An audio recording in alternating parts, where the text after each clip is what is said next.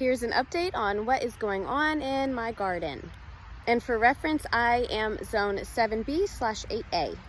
I'm getting ready to move all of this lemon balm somewhere else where it can just spread and go crazy. But you can see my Echinacea is doing well since I had previously split it in another video, which I just cut it straight down in half right through the root ball. And they are both growing and doing really well, so I'm really happy about that. And since then, I have also put in radishes, beets, and then I have cabbage and broccoli over here. So the radishes, you can see, I used just a ruler and I measured out 1 square foot and I put about 16 seeds in per square foot. Then over here in my beets, which I actually had some squirrels digging things up, of course, but I did 9 beet seeds per square foot.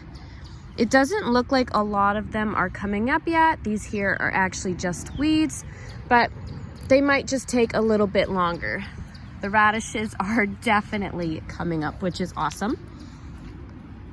I've got 6 green magic broccoli here. I have another broccoli variety, which is more heat tolerant here. And then I also have a fast growing variety of cabbage that you can see. And any of these yellowing leaves, you can just pull those off. Don't worry about it. Once I start mowing, then I am going to come in and mulch everything with my grass clippings, which is like really, really good for your garden. This whole back row right here is all lined with green snap peas and snow peas. And I can see, like right there, you can see they're starting to come up. So those will need to be trellised.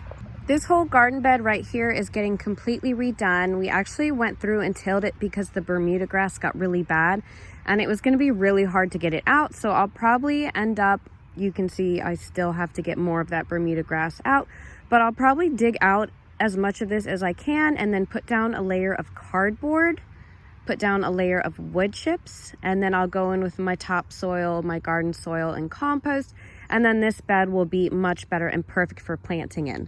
I am getting ready to put in some of my kale that I sprouted from seed. I've got a dinosaur kale and then a blue curled kale, and I will be adding that in right over here where you can see I have this beautiful green kale and I also have a purple kale in.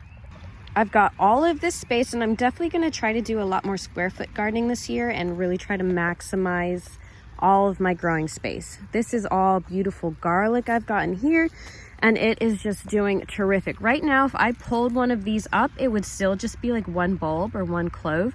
But as the summer progresses, these will be done around June, July, probably more like July. We'll see. I'll have to look up when I harvested my garlic last year, but then they'll form full bulbs.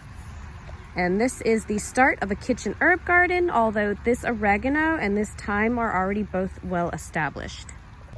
These 3 beds right here all have to be weeded, but I know it's going to be really simple. Most of this is actually just a type of nettle, and that is edible and medicinal.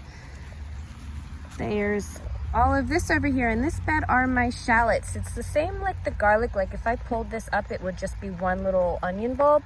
But the longer it grows, it's actually going to form more onion bulbs, like shallots grow like this. And then that will be ready to harvest probably right after the garlic. This right here is actually purple dead nettle. And that is also medicinal and edible. This bed over here is actually going to be where I put my early Jersey cabbage I have. I really like this variety and it always does really well for me. I've got 6 in here. So I'm probably just gonna take up half of this bed. Each one of these will get their own square foot. This bed over here is where I planted my potatoes and you can see they are actually starting to come up now, so that's really exciting. Our potatoes are doing really well, and I actually started a whole bunch in containers, and I still have a few more to go. So if you want to see how I plant my potatoes in containers, we can do that. I've got 5-gallon buckets, I've got a giant container, and I also have grow bags. This whole bed over here is all carrots, and I do actually still have my saffron planted in here, which will hopefully flower this winter. But I have 4 different carrot varieties. garden blend. I have a red core Chantenay variety, and I've got a purple dragon. So all of this, I mean, there's a ton of carrots planted in here, and with carrots, you really want to plant a lot because you don't know how many are actually going to germinate, and you don't know how many are going to give you like those nice, big, pretty carrots that we all want to grow. So it's best to do more versus less. I have a lot more left to do out here, so I'm definitely going to be posting more. I had a little bit of trouble recording and getting everything to work properly. It's definitely a slight learning curve going from TikTok to YouTube, so thank you for bearing with me, but I promise I'm getting better. Here is what I have going on inside. You can see all of my seeds I had started are doing great. This is a dahlia. I've got another dahlia over here. I started these from bulbs. Don't mind the little tag here, but they are doing good. I've got my loofah over here. One of those finally popped up.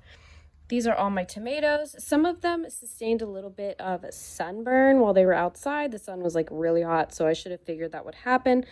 But they are all doing really well. This is my black crim tomato. I've got jalapeno. Everything looks great. We've got all of our true leaves coming on. And most of these tomato plants will actually be ready to get moved into the next size up. I have a chamomile over here, and I have my carnations over here that are all still doing really well. And of course, the ginger has just gotten huge and big, and I'm really excited to start transplanting these outside. I only have about 2 more weeks until my last frost date. I have started my sweet potato slips, you can see, and I am also doing one in dirt here. So we will see which does best. This one had actually already started to sprout while it was still in a brown paper bag, so that is also an option. These are all things I have going on at my homestead, so get ready for a lot more videos to start coming out really soon.